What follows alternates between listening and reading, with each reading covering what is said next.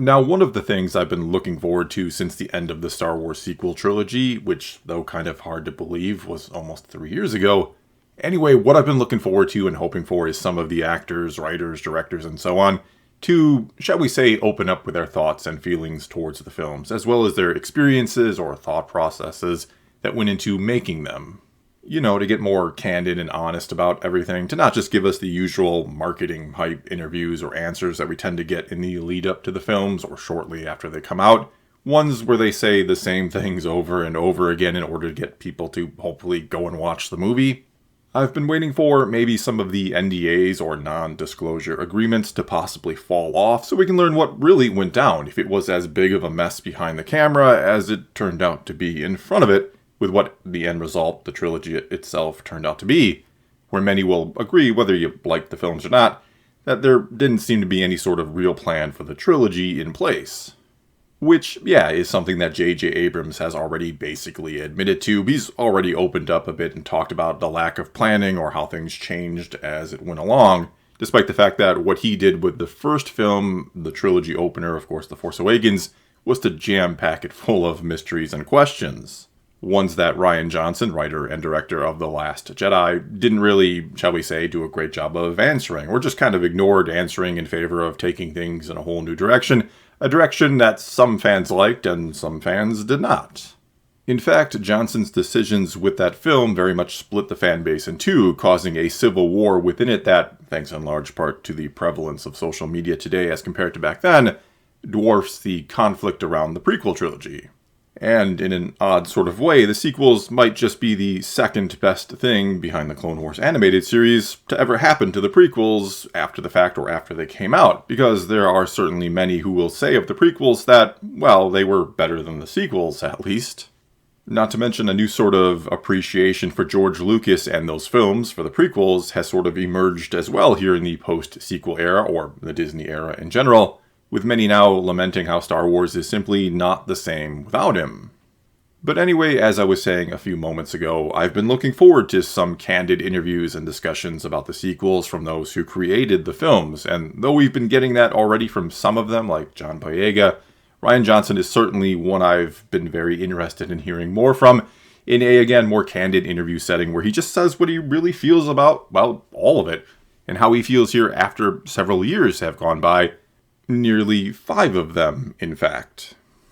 And it looks like we may be getting just that when next month he'll be opening up about The Last Jedi in an interview with Empire magazine. Now, how much exactly is he going to talk about the films? Who knows, considering the piece is supposed to be essentially discussing his entire career. It may turn out to be nothing more than a question or two about The Last Jedi, and he'll give some generic answers that says little or nothing, or maybe he'll just stick with what he's been saying before, that he's happy with the film and wouldn't change a thing. Despite the fact that the movie he made, to put it bluntly, pissed off half the fan base of a franchise he claims to love, which you'd think would bother him a great deal, if not be absolutely devastating. Especially after once discussing in an interview how, before The Last Jedi came out, getting even one negative tweet would send him into a panic and he'd feel the need to fix the fact that someone didn't like him. Which kind of conflicts with something else he said several years back about the type of movies he wanted to make. I would be worried if everybody across the board was like, yeah, that was a good movie. It's much more exciting to me when you get, a group of people who are like coming up to you and really, really excited about it, and you know it's going to be something that they're having their DVD collection and watch over. And the way that I got into Miller's Crossing, maybe, I don't know, but and then there are other people who walk out literally saying that was the worst movie I've ever seen. Having those two extremes to me is the mark of the type of movie that I want to make. So. And first of all, yes, he did say that quite some time ago, and he may very well have changed his attitude about the kind of films he wanted to make long before doing Episode 8. Or it's also quite possible that with Episode 8 and the split reaction he got, well, that he succeeded beyond his wildest dreams with that film. Either way, whether that was intended on his part or not, it's quite obvious that Disney and Lucasfilm, for one, they didn't see him saying those things, or they may have been a bit more leery about hiring him, and two, they never imagined the reaction the films would actually ultimately get, Because if they had, I don't think they would have, months before Episode 8 came out, announced Rian Johnson was going to be getting his own trilogy of Star Wars films. Though since then, or since The Last Jedi came out, it hasn't been mentioned by pretty much anyone at Lucasfilm and or Disney. They've gone completely silent on its status and announced and released plenty of other projects in the meantime, which again is now 5 years. And pretty much every time Johnson himself is asked about it, which seems to be every time he does an interview of any kind, he simply says something about how it's still happening eventually, but that, the schedules are not lining up or something. In other words, it's never happening, but for whatever reason he won't or can't say that. It could even be, and I'm no expert on contracts in Hollywood, this is just purely a guess, but it could be there was some 5-year window built into the contract that he signed for the trilogy, one where it had to happen or where production had to begin in that time frame,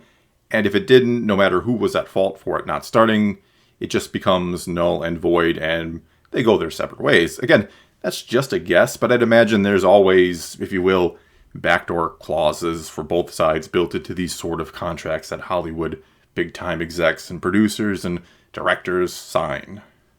Anyway, it seems almost inevitable that in this interview he will once again be asked about his trilogy, and maybe this time he will finally say or acknowledge it is not happening. And if that is the case, it means he has no sort of obligation to toe the company line or say positive things about Lucasfilm, especially considering he has signed a mega contract with Netflix, their competition.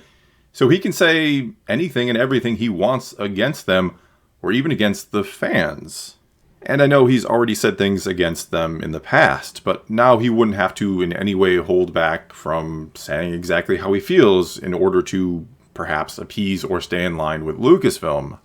Not that, on the surface, Lucasfilm seems to mind Star Wars fans being attacked by their associates, but that said, I'm pretty sure they'd love for the split in the fanbase to heal, for the controversy that is the sequels to sort of fade, and for there to be relatively smooth sailing from here on out, which is part of the reason why Johnson's trilogy will never happen. It would only reopen old wounds. Furthermore, in this interview, Johnson does have the opportunity to contribute to this healing, as he also could tear open those old wounds and allow them to fester further. Because if this interview or article ends up being, to some degree, a hit piece against the fan base, if it's the same old thing all over again about how horrible and toxic the Star Wars fan base is, or certain elements of it are, that's not going to go well or sit well with the fans. It's just going to cause yet another huge ripple where there's otherwise, at least in regards to the sequels, starting to be a bit of a calm, perhaps. It's certainly not the hot button topic it used to be,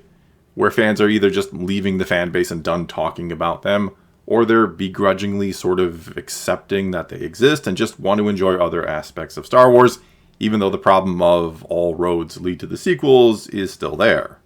However, if Johnson goes the other route, if this isn't an attack on fans by either him and or Empire Magazine, and he sort of takes some blame or responsibility for the film he made and the issues it caused, if he shows some humility and at least acknowledges that he understands why some fans hated his film, that it wasn't as perfect as he often claimed it to be when he said he wouldn't change a single thing about it, well, who knows, that could be a first step to sort of putting or keeping the sequel controversy behind us as a fandom, which isn't to say even if Rian Johnson flat out apologized for The Last Jedi, which I don't expect he ever would, that everyone would suddenly be okay with it and love the sequels, because the problem with the sequels isn't just one bad movie stuck in the middle of the trilogy, it's a story that on the whole doesn't make sense. Which you can either blame Rian Johnson for not building off the mystery box J.J. Abrams created with The Force Awakens, or you can blame J.J. Abrams for making the mystery box in the first place without solid answers to follow, or you can blame Lucasfilm and or Disney for not handling the whole thing better and making sure there was a plan in place beforehand. But anyway, wherever you want to put the blame, I am again very curious about what Rian Johnson will say, what him opening up about The Last Jedi really means, and just how much the article will focus on all this, considering, as I was saying, it's supposed to be about his entire career, and some of his other upcoming projects like the sequel to Knives Out. All I know is I hope it doesn't create yet another stir, that maybe this fandom can finally start to move on from the sequels, which doesn't exactly answer the question of what do you do with them or how do you handle those films going forward, Again, that all roads lead to the sequels thing, but that's a discussion for another video. Well, that's all I've got for you this time. Now it's your turn to tell me what you think about all this. What do you really think this interview will be about? What will he say in it? And will it be relevant, or will it just be a question or two about nothing? Is this a nothing burger, or is this a big deal? Whatever the case may be, whatever you think, leave a comment below and let's talk some Star Wars. And until next time, thanks for watching.